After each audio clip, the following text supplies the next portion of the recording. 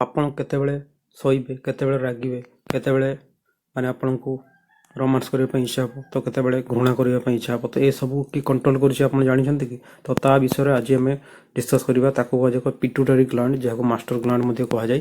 ତ ଆଜି ଆମେ ତା ବିଷୟରେ ଡିଟେଲ ଡିସ୍କସନ୍ କରିବା। ସେ କେଉଁ ମାନେ ଗ୍ଲାଣ୍ଡକୁ କଣ୍ଟ୍ରୋଲ କରିଥାଏ, କାହାକୁ କାହାକୁ ମୋଟିଭେଟ୍ କରେ ହରମୋନ୍ କ୍ଷରଣ କରିବା ପାଇଁ, ତାର ଅବସ୍ଥିତି କେଉଁଠି, କେଉଁଠି ତା ଲୋକେସନ୍, କେଉଁ ଜାଗାରେ ଥାଏ, ସେଇ ସ୍ଥାନର ନାଁ କ'ଣ, କେଉଁ ହରମୋନ୍ ବା କେଉଁ ଗ୍ରନ୍ଥିକୁ ସେ କଣ୍ଟ୍ରୋଲ କରିଥାଏ ତା ବିଷୟରେ, ତା ସହିତ ସେଇ ହରମୋନ୍ର ଅଭାବ ଯୋଗୁଁ ବା ଅଧିକ ସିକ୍ରେସନ୍ ଯୋଗୁଁ କ'ଣ କ'ଣ ସବୁ ପ୍ରୋବ୍ଲେମ୍ ହେଇଥାଏ ଆମ ବଡ଼ିରେ, ଆଉ କେଉଁ ହରମୋନ୍, କେଉଁ ଗ୍ଲାଣ୍ଡ କେଉଁ ହରମୋନ୍ କ୍ଷରଣ କରେ, ସେସବୁକୁ ଆଜି ଆମେ ଡିଟେଲ୍ ଡିସ୍କସ୍ କରିବା।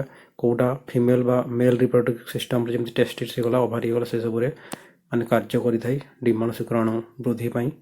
ତାପରେ ଆସିଯିବ କାହାକୁ love hormone, romance hormone, labour pain hormone, ଏସବୁ ବିଷୟରେ ଆଜି ଆମେ ଡିସ୍କସ୍ କରିବା। ଆଉ ଏଠି କାହା ସହିତ ଲିଙ୍କ ଅଛି ପିଟ୍ୟୁଟାରୀ ଗ୍ଲାଣ୍ଡର, କେଉଁ ଗ୍ଲାଣ୍ଡ ସହିତ, ତା ସହିତ କିଛି ସର୍ଟ ରିଭିଜନ୍ ଅଛି ରିଭିଜନ୍ କରିବା ପାଇଁ। ତାପରେ ଏଠି କିଛି ଇମ୍ପୋର୍ଟାଣ୍ଟ କ୍ୱେଶ୍ଚନ୍ ଅଛି ପ୍ରିଭିୟସ୍ ଇୟର୍ର। ତ ଆସନ୍ତୁ ପ୍ରଥମ ସ୍ଲାଇଡ଼୍କୁ ଯିବା। ତ ଇଏ ହେଇଗଲା ଆମର ପ୍ରଥମ ସ୍ଲାଇଡ୍। ତ ଏଠି ମୁଁ ଦେଇଦେଇଛି ପୁରା ହେଡ଼ିଂ ଦେଇଛି ଆପଣଙ୍କ ଶରୀରକୁ କିଏ ନିୟନ୍ତ୍ରଣ କରେ। ଯେମିତି ଗୋଟେ ସ୍କୁଲରେ ଦେଖିଥିବେ ପ୍ରିନ୍ସିପାଲ ବା କଲେଜରେ ସେ ପୁରା କଲେଜକୁ କଣ୍ଟ୍ରୋଲ କରନ୍ତି। ପ୍ରତ୍ୟେକ ଟିଚର, ପ୍ରତ୍ୟେକ ଷ୍ଟୁଡେଣ୍ଟ କେଉଁଠି କେଉଁ କ୍ଲାସ୍ ଥିବ, କିଏ କେଉଁ କ୍ଲାସ୍ରେ ପଢ଼େଇବ, ସେ ସବୁକୁ ଯେମିତି କଣ୍ଟ୍ରୋଲ କରନ୍ତି, ସେମିତି ପିଟ୍ୟୁଟାରୀ ଗ୍ଲାଣ୍ଡ କେତେବେଳେ ମାନେ ଗ୍ରୋଥ୍ କେତେ ହେବ, କେତେ ପରିମାଣରେ ହେବା ଦରକାର, କେଉଁ ଟାଇମ୍ରେ ହେବା ଦରକାର, ସୁଗାର କେତେ ରହିବ ବଡ଼ିରେ, କେତେବେଳେ ଆପଣ ଶୋଇବେ ଉଠିବେ, ତା ସହିତ କେତେବେଳେ ଆପଣଙ୍କୁ ଯେଉଁ ଫିଲିଙ୍ଗସ୍ ଆସିବ ରୋମାନ୍ସ କରିବା ପାଇଁ କି ଲଭ୍ ଫିଲିଙ୍ଗ ବା ପ୍ରେମ ଭାବନା ବା ଘୃଣା ଭାବନା, ତ ତା ବିଷୟରେ ଆମେ ମାନେ ଡିଟେଲରେ ଦେଖିବା।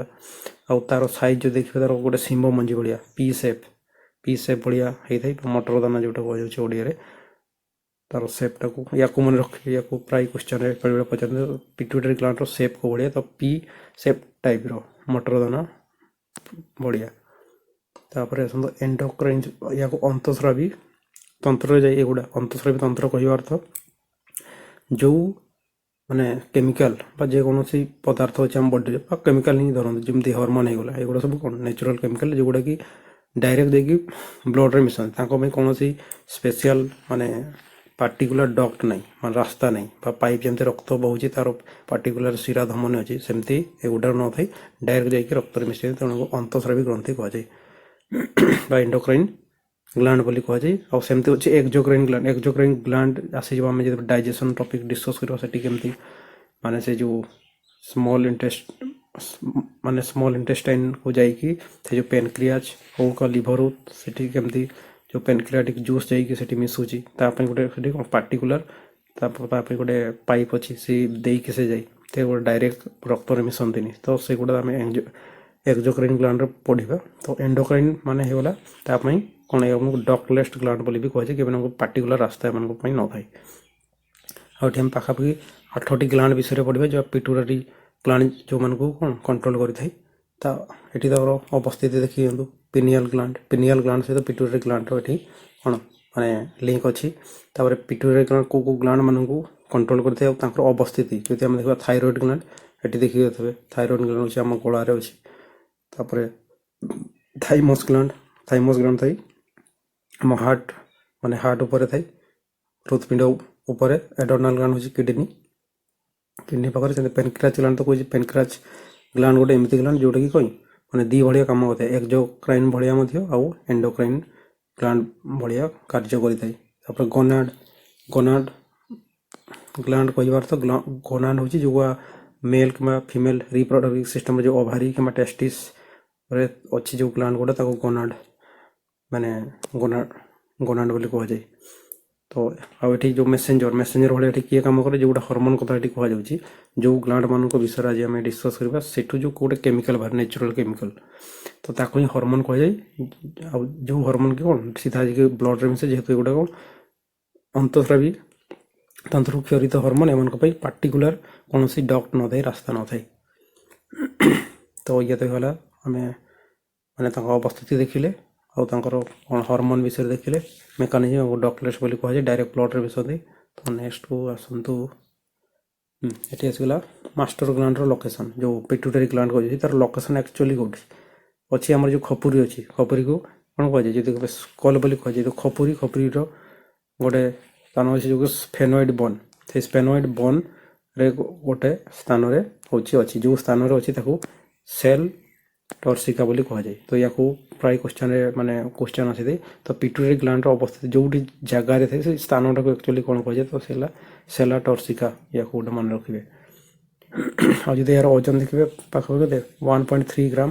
ଆଉ ଏଇଟା ହେଉଛି ମେଲ୍ରେ, ଫିମେଲ୍ରେ ଆଉ ଟିକେ କ'ଣ ଏପଟ ସେପଟ ଟିକେ କମ୍ ବେଶୀ ହେଇପାରେ। ଆଉ ଏଇଟା କେଉଁ ଏକ୍ଜାମ୍ ପାଇଁ ଇମ୍ପୋର୍ଟାଣ୍ଟ, ଏଇଟା ମୁଁ ଅଲରେଡ଼ି ମେନସନ୍ କରିଦେଇଛି। ଏଏସ୍ଓ ଏଠି ଅଲରେଡ଼ି କ୍ୱେଶ୍ଚନ୍ ଆସିଥିଲା, OSSC LIର। ଆଉ ତାପରେ ସେଠି କେଉଁ ଭଳିଆ କ୍ୱେଶ୍ଚନ୍ ଆସିଥିଲା, which is the master gland, ଆଉ ତାର ଲୋକେସନ୍ ଏ ବିଷୟରେ କ୍ୱେଶ୍ଚନ୍ ଆସିଥିଲା। ତାପରେ ଇଏ କ'ଣ ପ୍ରତ୍ୟେକ ଯେଉଁ କହିଲି 8ଟା ଗ୍ଲାଣ୍ଡକୁ ସେ କଣ୍ଟ୍ରୋଲ୍ କରିଥାଏ, ତେଣୁ ମାଷ୍ଟର ଗ୍ଲାଣ୍ଡ ମଧ୍ୟ କୁହାଯାଏ। ତାପରେ ଆସନ୍ତୁ ଯିବା ନେକ୍ସଟକୁ। ଏଠି ଗଲା ତାର ଷ୍ଟ୍ରକ୍ଚର ହିସାବରେ ୟାକୁ ଦୁଇଟା ତାର ଲବ୍ ଅଛି, ଦୁଇଟା ମୁଖ୍ୟ ଭାଗ ଅଛି। ଗୋଟେ ହେଲା ସାମ୍ନା ପଟ ଆଉ ଗୋଟେ ପଛ ସାଇଡ୍। ଯେଉଁଟା ସାମ୍ନା ପାଖ ଯେଉଁ ଆଣ୍ଟେରିୟର ଲବ୍ କୁହାଯାଉଛି, ସେ ପିଟ୍ୟୁଟାରୀ ଗ୍ଲାଣ୍ଡର ଯେଉଁଟା ସାମ୍ନା ପଟେ ସେଇଟା କାର୍ଯ୍ୟ କରିଥାଏ କେଉଁ ଭଳିଆ ନା ଏଇସବୁ ହର୍ମୋନ୍କୁ କଣ୍ଟ୍ରୋଲ୍ କରିବାରେ ସେ ସାହାଯ୍ୟ କରେ। ଯେମିତି ହେଲା ଇଏ ଗ୍ରୋଥ୍ ହର୍ମୋନ୍ ହେଲା ଯେଉଁଟା GH ଲାଗୁଛି ଗ୍ରୋଥ୍ ହର୍ମୋନ୍। TSH ହେଉଛି ଥାଇରଏଡ୍ ଷ୍ଟିମୁଲେଟିଂ ହର୍ମୋନ୍ ବୋଲି କୁହାଯାଏ। ଏଠି ସର୍ଟକଟ୍ରେ ଲେଖା ହେଇଛି ଥାଇରଏଡ୍ ଷ୍ଟିମୁଲେଟିଂ ହର୍ମୋନ୍। ତାପରେ ହେଲେ ଫଲିକଲ୍ ଷ୍ଟିମୁଲେଟିଂ ହର୍ମୋନ୍, ଆଉ ଗୋଟେ ହେଉଛି ଲ୍ୟୁଟିଲାଇଜିଂ ହର୍ମୋନ୍। ଏଇଟା ଫଲିକଲ୍ ଷ୍ଟିମୁଲେଟିଂ ହର୍ମୋନ୍ ଆଉ ଲ୍ୟୁଟିଲାଇଜିଂ ହର୍ମୋନ୍। ତାପରେ ଏଠି ପ୍ରୋଲାକ୍ଟିନ୍ ହର୍ମୋନ୍, ଯେଉଁଠିକି କ୍ଷୀର ମାମାରୀ ଗ୍ଲାଣ୍ଡରେ କ୍ଷୀର ପ୍ରଡକ୍ସନ୍ କରିବାରେ ତିଆରି କରିବାରେ ମୋଟିଭେଟ୍ କରିଥାଏ ମାମାରୀ ଗ୍ଲାଣ୍ଡକୁ। ଏଠି ତାପରେ ଆସିବ ମେଲାନୋସାଇଟ୍ ଷ୍ଟିମୁଲେଟିଂ ହର୍ମୋନ୍, ଯେଉଁଟା ସ୍କିନ୍ କଲର୍ ଯାହା ପାଇଁ ଦାୟୀ ହେଇଥାଏ। ତ ତା ବିଷୟରେ ପଢ଼ିବେ। ତାପରେ ତାର ପଛ ସାଇଡ଼୍ଟା ଆମ ପଷ୍ଟେରିୟର ଲୋବ୍ ବୋଲି ତାକୁ କୁହାଯାଏ। ଆଉ ସେଇଟା ଦୁଇଟା ଗ୍ଲାଣ୍ଡ ଅଛି, ଗୋଟେ ହେଲା ଭାସୋପ୍ରେସିନ୍ ଯେଉଁଟାକି ଆଣ୍ଟିଡିୟୁରେଟିକ୍ ହର୍ମୋନ୍ ବୋଲି ବି କୁହାଯାଏ। ଆଉ ଏଠି ଆସିଗଲା ଅକ୍ସିଟୋସିନ୍, ଯେଉଁକି ଏଇଠି ଆସିବ ପ୍ରସବ ସମୟ। ତ ୟା ବିଷୟରେ ଦେଖିବା ଡିଟେଲରେ। ତ ଆଗ ତ ଜାଣନ୍ତୁ ଏଇ ହର୍ମୋନ୍ ଗୁଡ଼ା ଅଛି କେଉଁଠି, ଏଇସବୁ ହର୍ମୋନ୍କୁ କଣ୍ଟ୍ରୋଲ୍ କରିବାର କାମଟା କରିଥାଏ। ଯେଉଁ ପିଟ୍ୟୁଟାରୀ ଗ୍ଲାଣ୍ଡର ସାମ୍ନା ପଟଟା ଏଇସବୁ ଗ୍ଲାଣ୍ଡକୁ, ଆଉ ପଛ ସାଇଡ଼୍ଟା ଏଇସବୁ ଭାସୋପ୍ରେସିନ୍ ଅକ୍ସିଟୋସିନ୍କୁ। ତାପରେ ଆସନ୍ତୁ ପ୍ରଥମେ କ'ଣ ଗ୍ରୋଥ୍ ହର୍ମୋନ୍। ତ ଗ୍ରୋଥ୍ ହର୍ମୋନ୍ ଯଦି ଦେଖିବେ, ଗ୍ରୋଥ୍ ହର୍ମୋନ୍ ଯଦି ଅଧିକ, ଯେଉଁଟା କ'ଣ ଯେ ଗ୍ରୋଥ୍ ହର୍ମୋନ୍ ଯେତେବେଳେ ଅଧିକ ଠିକ୍ ଭାବରେ କାମ କରେ, ଯେତେବେଳେ ଥାଇରୋକ୍ସିନ୍ ହର୍ମୋନ୍ ତା ସହିତ ମିଶିଥାଏ। ଥାଇରୋକ୍ସିନ୍ ହର୍ମୋନ୍ ଯଦି ମିଶିକରେ ସେତେବେଳେ ସେ ଆଉ ଟିକେ ଅଧିକ ଏଫିସିଏଣ୍ଟଲି କାମ କରିଥାଏ। ଆଉ ଥାଇରୋକ୍ସିନ୍ ହର୍ମୋନ୍ କେଉଁଠି ଥାଏ, ନାଁରୁ ଜଣାପଡ଼ିଛି ଥାଇରୋକ୍ସିନ୍ କେଉଁଠି ଥିବ, ଥାଇରଏଡ଼୍ ଗ୍ରନ୍ଥିରୁ ଥିବ ଥାଇରୋକ୍ସିନ୍ ହର୍ମୋନ୍। ଆଉ ଯେତେବେଳେ ସେଟା ଡେଫିସିଏନ୍ସି ହେଇଛି, କମିଯାଏ ଛୋଟ ପିଲାମାନଙ୍କ ଠାରେ, ସେଥିପାଇଁ ଡୁଆର୍ଫିଜିମ୍ ଆସିଯାଏ। ଡୁଆର୍ଫିଜିମ୍ ଏଇ ଯେଉଁ ଗେଡ଼ା ହେଇଯିବ, ଅଧିକ ହାଇଟ୍ ନ ହେବା, ସେଇ ପ୍ରୋବ୍ଲେମ୍ଟା ଦେଖାଯାଏ। ଆଉ ଯଦି ପିଲାମାନଙ୍କ ଆଉ ଗୋଟେ କ'ଣ ହୁଏ, ଯଦି ଅଧିକ ହେଇଗଲା ସେଠି କ'ଣ ହୁଏ, ଏକ୍ସେସିଭ୍ ହାଇଟ୍ ହେଇଯାଏ। ଏଠି ଦେଖିବ ତ ଏଇଠି ଅତ୍ୟଧିକ ଲମ୍ବା, ହେଲ୍ଦି ଠିକ୍ସେ ଯେମିତି ବଢ଼ିବା କଥା ସେମିତି ନୁହେଁ କି ବାସ୍ ଖାଲି ଲମ୍ବା ହେଇଯିବେ। ତାକୁ କୁହାଯାଏ ଜିଜାଣ୍ଟିଜିମ୍ ବୋଲି କୁହାଯାଏ, ଏକ୍ସଟ୍ରିମ୍ ଟଲ୍ ହାଇଟ୍। ଆଉ ଗୋଟେ ଆସିଲା ଏଇଟା ହେଉଛି ବଡ଼ ବୟସ୍କ ଲୋକମାନଙ୍କ ଠାରେ ହୁଏ, ଯେତେବେଳେ ଏହାର ପରିମାଣ କ'ଣ ବଢ଼ିଯାଏ ଯେତେବେଳେ ଡେଫିସିଏନ୍ସି ହୁଏ, ଏଇଟା ଏଇ ଟାଇପ୍ର ହେଇଯାଏ। ସିମନ୍ ଡିଜିଜ୍ ୟାକୁ କୁହାଯାଏ। ଏଠି କ'ଣ ହୁଏ, ଯେଉଁ ମୁହଁଟା ଥାଏ ସେଇଟା ଗରିଲା ଟାଇପ୍ର ସେପ୍ ଆସିଯାଏ ମୁହଁଟା। ତାପରେ ଆସନ୍ତୁ ଯିବା ନେକ୍ସଟ। ଏଠି ହେଲା ଥାଇରଏଡ୍ ଷ୍ଟିମୁଲେଟିଂ ହର୍ମୋନ୍। ଏଠି ଥାଇରଏଡ୍ ଗ୍ରନ୍ଥିକୁ ମୋଟିଭେଟ୍ କରେ ସିକ୍ରେଟ୍ କରିବା ପାଇଁ। ଆଉ ଏବେ ୟା ପୂର୍ବରୁ ଜଷ୍ଟ ପଢ଼ିଲେ କ'ଣ, ଥାଇରଏଡ୍ ଗ୍ରନ୍ଥିରୁ ଥାଇରୋକ୍ସିନ୍ ହର୍ମୋନ୍ ରିଲିଜ୍ ହେଇଥାଏ, ଥାଇରଏଡ଼୍ରୁ ଥାଇରୋକ୍ସିନ୍ ହର୍ମୋନ୍। ଆଉ ୟାକୁ ଗ୍ଲାଇକୋପ୍ରୋଟିନ୍ ମଧ୍ୟ କୁହାଯାଏ। ୟାକୁ ଗୋଟେ ମନେ ରଖ, ଯେଉଁଟା ଥାଇରଏଡ୍ ଷ୍ଟିମୁଲେଟିଂ ହର୍ମୋନ୍ କୁହାଯାଏ, ତାକୁ ଗ୍ଲାଇକୋପ୍ରୋଟିନ୍ ମଧ୍ୟ କୁହାଯାଏ। ତାପରେ ଏଠି ଆଉ ସିଧା ଆସନ୍ତୁ ଏଠି, ଆଉ ଯେତିକି କହୁଛି ବାସ୍ ସେଇଗୁଡ଼ା ମନେ ରଖନ୍ତୁ, ସେଇଗୁଡ଼ା ହିଁ ଏକ୍ଜାମ୍ ପାଇଁ ଇମ୍ପୋର୍ଟାଣ୍ଟ। ତାପରେ ଏଠି ଥିଲା ମେଲାନୋସାଇଟ୍ ଷ୍ଟିମୁଲେଟିଂ ହର୍ମୋନ୍। ଆଉ ଇଏ କ'ଣ ରେସ୍ପନ୍ସ ଆମ ଯେଉଁ ସ୍କିନ୍ କଲର୍ ୟା ଉପରେ ଡିପେଣ୍ଡ କରେ। ଯେଉଁ କଳାଜାଇ ହେଇଗଲା, ଆମ କଲର୍ କେମିତି ହେବ ବଡ଼ିର, ଯେଉଁ ମେଲାନିନ୍ ଜାଣିଥିବେ, ମେଲାନିନ୍କୁ କଣ୍ଟ୍ରୋଲ୍ କରିଥାଏ। ଅଧିକ ହେଲେ ସେଟା କ'ଣ ଆମ ଯେଉଁ ସ୍କିନ୍ଟା କଳା ଗ୍ରେ କଲର୍ ଟାଇପ୍ର ହେଇଥାଏ ବା ଗୋରା ହେଇଥାଏ। ସେମିତି କଳାଜାଇ ତ ଜାଣିଥିବେ, କଳାଜାଇ ଯେଉଁ ଆସିଥାଏ, ତ ସେଇଟା ଏଇ ହର୍ମୋନ୍ ଯୋଗୁଁ ହିଁ ଆସିଥାଏ, ମେଲାନୋସାଇଟ୍ ଷ୍ଟିମୁଲେଟିଂ ହର୍ମୋନ୍। ଆଉ ଏଠି ମୁଁ କହିଛି କ୍ୱେଶ୍ଚନ୍ ଏଇ ଟାଇପ୍ର ଆସିଥାଏ। Police SI 2018, thyroid stimulating hormone stimulate thyroid gland to produce thyroxine. ତ ଥାଇରୋକ୍ସିନ୍ ହର୍ମୋନ୍ ପ୍ରଡ୍ୟୁସ୍ କରିବା ପାଇଁ କ'ଣ କଥା ହେଇଛି, ଥାଇରଏଡ୍ ଗ୍ଲାଣ୍ଡକୁ ଇଏ ମୋଟିଭେଟ୍ କରିଥାଏ ଏ ଥାଇରଏଡ଼ ଷ୍ଟିମୁଲେଟିଂ ହର୍ମୋନ୍। ତାପରେ ଆସନ୍ତୁ ଗନଡୋଟ୍ରୋପିନ୍ ହର୍ମୋନ୍ ବା ଫଲିକଲ୍ ଷ୍ଟିମୁଲେଟିଂ ହର୍ମୋନ୍ ବା ଲ୍ୟୁଟିଲାଇଜିଂ ହର୍ମୋନ୍ ଯେଉଁଟା କହିছে ଏଇଟା ହେଉଛି ମେଲ୍ ଫିମେଲ୍ ମାନଙ୍କ ଯେଉଁ ରିପ୍ରଡକ୍ଟିଭ ପାର୍ଟରେ ଯେଉଁ ଅର୍ଗାନ୍ ଗୁଡ଼ା ଅଛି ସେସବୁରେ ଏଇଟା କାର୍ଯ୍ୟ କରିଥାଏ। ଯଦି ଫିମେଲରେ ଦେଖିବା ସେଠି ତାଙ୍କର ଯେଉଁ ଓଭାରି ଅଛି ଓଭାରିରେ ଏଷ୍ଟ୍ରୋଜେନ୍ ହର୍ମୋନ୍କୁ ସିକ୍ରେଟ୍ କରିବାରେ ମାନେ ସାହାଯ୍ୟ କରିଥାଏ। ଆଉ ଯେଉଁ ଓଭାରି ଥାଏ ଯଦି ତେବେ ଛୋଟ ଯେତେବେଳେ ଏଜ୍ କମ୍ ଥିବ ଗୋଟେ ମାନେ ଛୋଟ ଝିଅ ପିଲାର ସେଠି ତାଙ୍କ ଯେଉଁ ଓଭାରି ଗୁଡ଼ା ଠିକ୍ସେ ଡେଭଲପ୍ ହେଇନଥାଏ ତାକୁ ଠିକ୍ସେ ଡେଭଲପ୍ କରାଇବା ପାଇଁ ଏ ଫଲିକଲ୍ ଷ୍ଟିମୁଲେଟିଂ ହର୍ମୋନ୍ କାର୍ଯ୍ୟ କରିଥାଏ। ଯେମିତି ଓଭାରିର ଗ୍ରୋଥ୍ ମାନେ ବଢ଼ିବ ଗ୍ରୋ ହେବ ଡେଭଲପ୍ ହେବ। ଆଉ ସେଇଠି କ'ଣ ଏଷ୍ଟ୍ରୋଜେନ୍ ହର୍ମୋନ୍ ଆଉ ଏଇଟା ୟାକୁ ଏଷ୍ଟ୍ରୋଜେନ୍ ହର୍ମୋନ୍ ଯୋଗୁଁ ହିଁ ଯେଉଁ ଦେଖିବେ ଫିମେଲ୍ ମାନଙ୍କର ଯେଉଁ ବଡି ଗ୍ରୋଥ୍ ଆସେ ଠିକ୍ ଦେଖ 9-10 ବର୍ଷ ପରେ ତାଙ୍କ ବ୍ରେଷ୍ଟ ସାଇଜ୍ ବି ମାନେ ବଢ଼ିବା ଷ୍ଟାର୍ଟ ହୁଏ। ତାଙ୍କ ଟୋନ୍ ବି ସେ ଝିଅ ପିଲାର ଯେଉଁ ଭଳିଆ ବଡ଼ ଝିଅ ପିଲାମାନଙ୍କ ଯେଉଁ ଭଳିଆ ଫିଲିଙ୍ଗସ୍ ଭାବନା ଆସେ ସେଇ ଟାଇପ୍ର ଭାବନା ଆସିଯାଏ। ସେତେବେଳେ ସେମାନେ ପୁଅ ପିଲା ଠାରୁ ଟିକେ କ'ଣ ଯେମିତି ଛୋଟବେଳେ ପୁଅ ପିଲା ସହିତ ମିଶିକି ଖେଳାଖେଳି କରନ୍ତି ସେଇଠୁ ଧୀରେ ଧୀରେ ସେମାନେ କ'ଣ ଟିକେ ସେଇଠୁ ମାନେ ଦୂରେଇବାକୁ ମାନେ ସେଇ ସମୟଠୁ ସେମାନେ ଦୂରେଇବାକୁ ଚେଷ୍ଟା କରନ୍ତି। ତ ସେଇଭଳି ଯେଉଁ ଭାବନା ଆସେ ତାପରେ ତାଙ୍କୁ ଦେଖିବ ଯେଉଁ ହିପ୍ ପୋଜିସନ୍ ମାନେ ଅସାରିଆ ହେଇଯାଏ। ହିପ୍ ଛାତି ଅପେକ୍ଷା ତାଙ୍କ ହିପ୍ ପୋଜିସନ୍ କ'ଣ ଟିକେ ଅସାରିଆ ଥାଏ ଛାତି କିନ୍ତୁ ସରୁଆ ଥାଏ। କିନ୍ତୁ ପୁଅମାନଙ୍କ କେସ୍ରେ ଉଲ୍ଟା ଛାତି ଓସାର ଥାଏ ହିପ୍ ପୋଜିସନ୍ ଛାତି ଅପେକ୍ଷା ସେଟା ତାର ଓସାର କମ୍ ଥାଏ। ଆଉ ପୁଅମାନଙ୍କର ଗଳାରେ ଯେଉଁ ଆସିଯାଏ ସେଟା କ'ଣ ଗଳା ବି ଚେଞ୍ଜ ହେଇଯାଏ ଟୋନ୍ ଚେଞ୍ଜ ହୁଏ ନିଶ ଦାଢ଼ି ଏସବୁ ଆସିଯାଏ। ତ ସେସବୁରେ ଏଗୁଡ଼ା କରିଥାଏ ଫଲିକଲ୍ ଷ୍ଟିମୁଲେଟିଂ ହର୍ମୋନ୍। ଏମିତି ସ୍ପାର୍ମ ଆଉ ସେ ଯେଉଁ ପୁଅମାନଙ୍କର ଯେଉଁ ଚେଞ୍ଜେସ୍ ଆସେ 10-12 ବର୍ଷ ପରେ ସେଇଟା ହେଉଛି ସ୍ପାର୍ମରେ ଯେଉଁ ଟେଷ୍ଟୋଷ୍ଟେରୋନ୍ ହୁଏ। ଏଠି ଦେଇନି ଟେଷ୍ଟୋଷ୍ଟେରୋନ୍ ଯୋଗୁଁ ଚେଞ୍ଜେସ୍ ଆସିଥାଏ। ତ ସେ ଏଠି କ'ଣ ମୋଟିଭେଟ୍ ଟେଷ୍ଟିସ୍ ଫର୍ ସ୍ପାର୍ମ ପ୍ରଡକ୍ସନ୍ ଆଉ ସେଇ ଏ ଯେଉଁ ଫଲିକଲ୍ ଷ୍ଟିମୁଲେଟିଂ ହର୍ମୋନ୍ ସ୍ପାର୍ମ ପ୍ରଡକ୍ସନ୍ ପାଇଁ କ'ଣ ମୋଟିଭେଟ୍ କରିଥାଏ ଟେଷ୍ଟିସ୍କୁ। ଆଉ ଏଷ୍ଟ୍ରୋଜେନ୍ ହେଉଛି ଓଭାରିକୁ।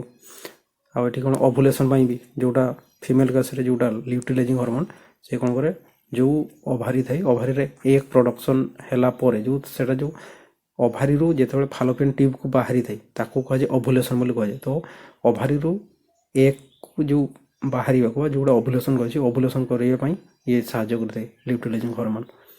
ଆଉ ଏଠି ଯେହେତୁ ଟେଷ୍ଟିର ସାଇଜ୍କୁ ବଢ଼େଇବାରେ ଏଠି ମାନେ ମୋଟିଭେଟ୍ କରେ। ତ ଇଏ ହେଇଗଲା ଆମର ଫଲିକଲ୍ ଷ୍ଟିମୁଲେଟିଂ ହର୍ମୋନ୍ ଆଉ ଲ୍ୟୁଟିଲାଇଜିଂ ହର୍ମୋନ୍। ତାପରେ ଆସିଯାନ୍ତୁ ପ୍ରୋଲାକ୍ଟିନ୍ ହର୍ମୋନ୍। ଦେଖନ୍ତୁ ଏଠି ପ୍ରୋଲାକ୍ଟିନ୍ରେ ଏଠି ଲାକ୍ଟିକ୍ ୱାର୍ଡ଼ଟା ଅଲରେଡ଼ି ଅଛି। ଆଉ ଏମିତିରେ ବି ଯେଉଁ କ୍ଷୀର ଥାଏ କ୍ଷୀରରେ ମୁଁ କହିଛି କ୍ଷୀରରେ କେଉଁ ଏସିଡ଼୍ ଥାଏ କହିଦେଲା ଲାକ୍ଟିକ୍ ଏସିଡ଼୍ ଥାଏ। ତ ଏଠୁ ଜାଣିପାରୁଥିବେ ଲାକ୍ଟିକ୍ରୁ ପ୍ରୋଲାକ୍ଟିନ୍ ମାନେ ଏଠି କ୍ଷୀର ଯେଉଁ ଯେତେବେଳେ ଗୋଟେ ଝିଅ ପିଲା ପ୍ରେଗନେଣ୍ଟ ହେଇକି ମାନେ ଛୁଆ ଜନ୍ମ ଦେଲା ପରେ ତାଙ୍କ କ'ଣ ଯେଉଁ ବ୍ରେଷ୍ଟ ଥାଏ ସେଠି ଯେଉଁ ମାମାରୀ ଗ୍ଲାଣ୍ଡ ଥାଏ ସେ ମାମାରୀ ଗ୍ଲାଣ୍ଡକୁ ଆକ୍ଟିଭ୍ କରିବାରେ ସାହାଯ୍ୟ କରେ। ଆକ୍ଟିଭ୍ କରାଇବା ଆଉ ସେଠି କ'ଣ ଯେଉଁ ମିଲ୍କ ମାନେ ତିଆରି ହେଇଥାଏ କ୍ଷୀର ତିଆରି ହୁଏ। ଆଉ ଏଠି ଅଲରେଡ଼ି ମୁଁ ଲେଖିଦେଇଛି ମାମାରୀ ଗ୍ଲାଣ୍ଡକୁ ମୋଟିଭେଟ୍ କରେ ମିଲ୍କ ସିକ୍ରେସନ୍ ପାଇଁ। ତାପରେ ଏଠି ଆଉ ୟାକୁ ଲ୍ୟୁଟିଓଟ୍ରୋପିକ୍ ଓ ମାମୋଟ୍ରୋପିକ୍ ହର୍ମୋନ୍ ମଧ୍ୟ କୁହାଯାଏ। ୟାକୁ ଏଠି ମନେ ରଖିବେ। ଆଉ ଏଇଟା ଯେତେବେଳେ ଜଣେ ଜନ୍ମ କରି ସାରିଲା ପରେ ହିଁ ଏଇ ଗ୍ଲାଣ୍ଡଟା ବେଶୀ ଆକ୍ଟିଭ୍ ହେଇଥାଏ। ମାନେ ଜନ୍ମ ପୂର୍ବରୁ ତ ହେଲେ କ'ଣ ସେଇଟା ହେଉଛି ପ୍ରୋବ୍ଲେମ୍ ସୃଷ୍ଟି କରିବ।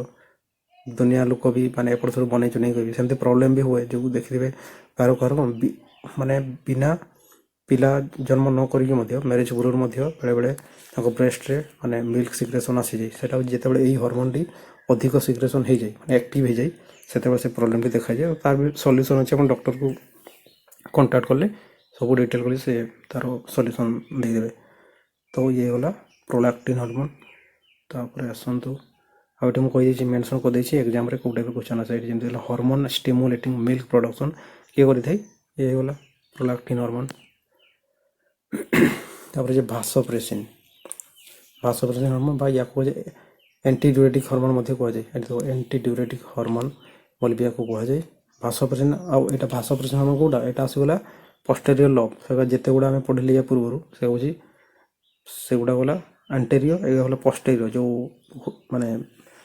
ମାନେ ଯେଉଁ ପିଟ୍ୟୁଟାରୀ ଗ୍ଲାଣ୍ଡ ହେଇଥାଏ ପଛ ସାଇଡ଼୍ରେ ଯେଉଁ ହର୍ମୋନ୍ ଗୁଡ଼ା ସିକ୍ରେଟ୍ ହୋଇଛି ପଛ ସାଇଡ଼୍ରୁ ସେଗୁଡ଼ା ଆସିଲା ଭାସୋପ୍ରେସିନ୍ ଆଉ ଗୋଟେ ଅଛି ଅକ୍ସିଟୋସିନ୍। ତ ଯେଉଁ ଭାସୋପ୍ରେସିନ୍ ଅଛି ତାକୁ ହିଁ କୁହାଯାଏ ଏଣ୍ଟିଡ୍ୟୁରେଟିକ୍ ହର୍ମୋନ୍। ଆଉ ସେ କ'ଣ କରେ ଏଠି ଦେଖ ଆମ କିଡ଼ନୀକୁ ସେ ମୋଟିଭେଟ୍ କରିଥାଏ ପାଣିକୁ ଫିଲ୍ଟର କରିବା ପାଇଁ।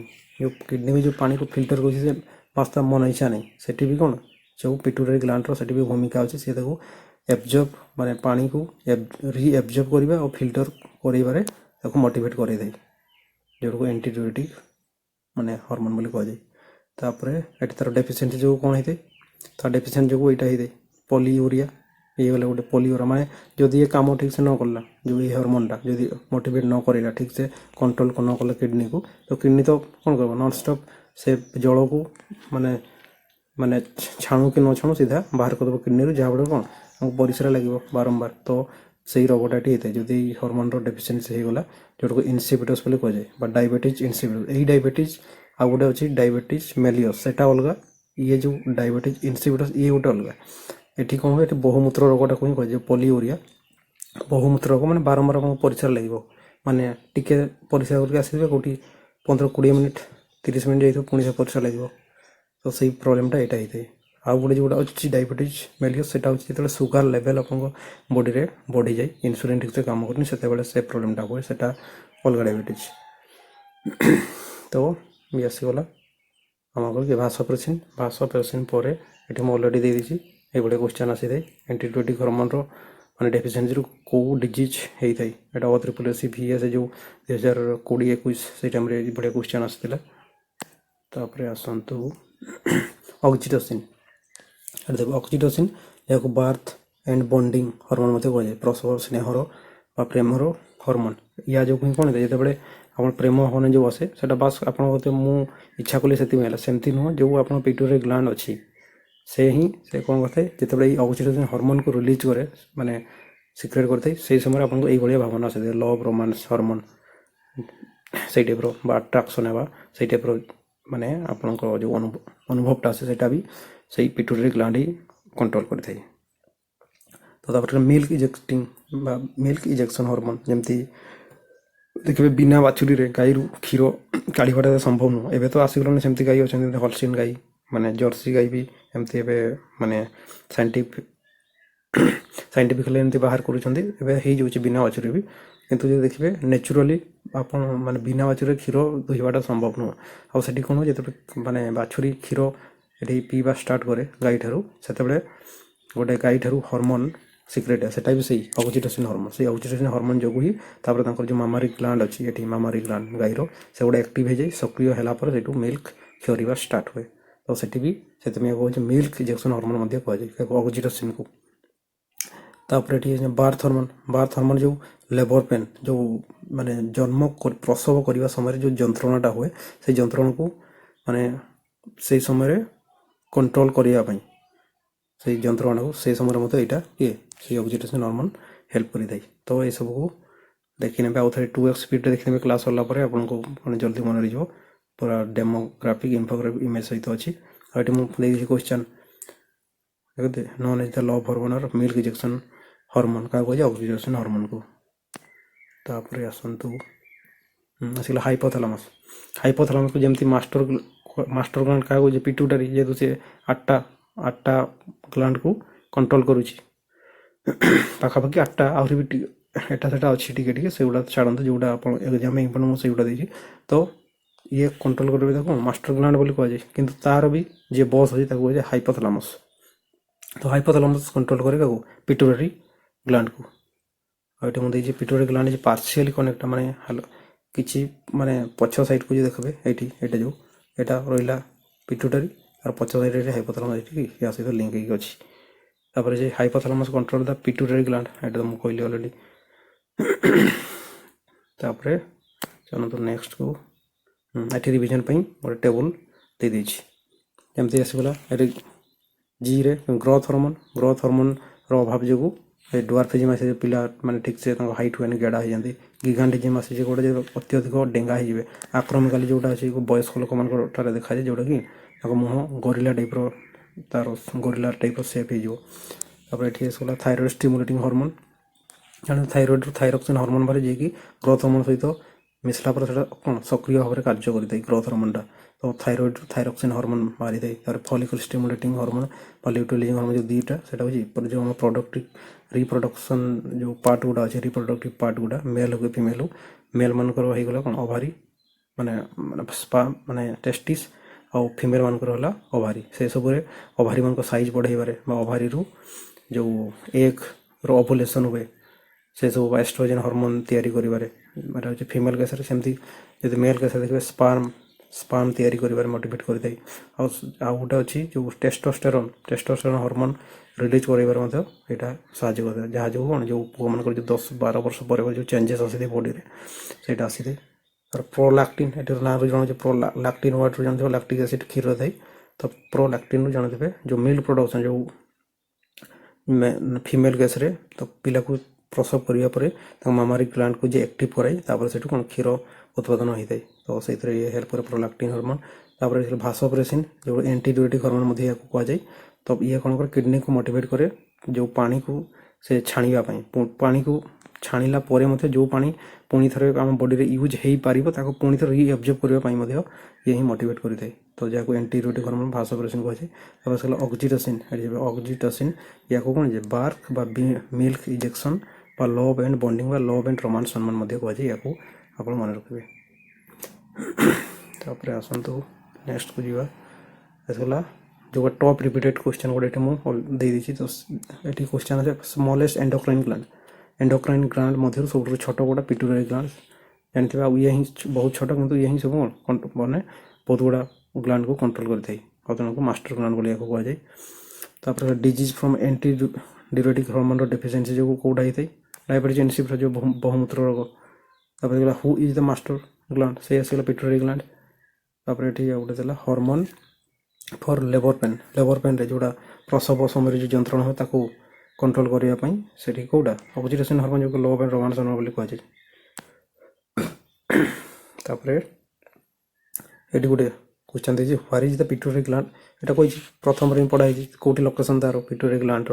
ତ ସ୍ଫେନଏଡ୍ ବୋନ୍ର ବି ଯେଉଁ ଜାଗାରେ ପିଟ୍ୟୁଟାରୀ ଗ୍ଲାଣ୍ଡ ଥାଏ ତାକୁ ସେଲାଟୋର୍ସିକା ବୋଲି କୁହାଯାଏ।